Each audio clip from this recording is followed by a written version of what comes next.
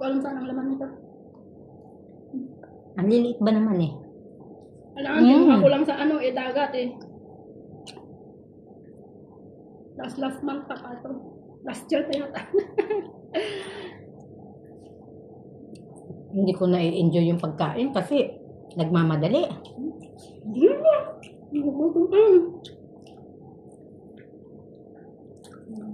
Isang malat na tayo dito. Bukas na ako magda-diet. Walang diet ngayon, mukbang to. Hi, Ate Leia! Oo, nasa akin yung kaldero, katabi ko.